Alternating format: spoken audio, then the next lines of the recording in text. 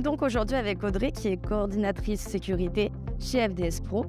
Je vais donc vous poser quelques questions pour mettre à l'honneur cette journée mondiale de la sécurité et de la santé au travail. Donc dans un premier temps, en quoi consiste la sécurité au travail ?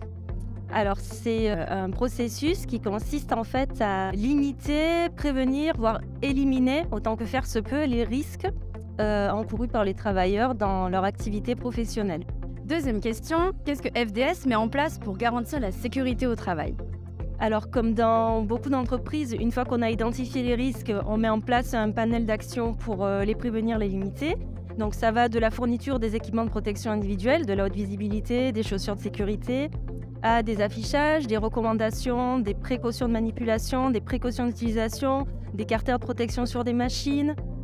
Et puis, il y a toute la partie maintenance réglementaire des installations électriques et incendies, par exemple. Et comme les premiers concernés sont les salariés, les gens qui sont exposés aux risques tous les jours, il y a toute une partie animation, formation à la sécurité qui doit être faite de manière récurrente, quoi. Voilà. Super.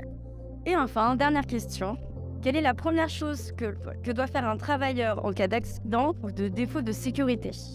Alors, en cas d'accident, c'est un accident plutôt important. C'est pas tant le travailleur qui doit agir que ses collègues. Lui, il se doit au moins d'alerter s'il s'est fait mal tout seul dans son coin, en criant ou j'en sais rien. Mais la plupart du temps, ce sont les collègues qui doivent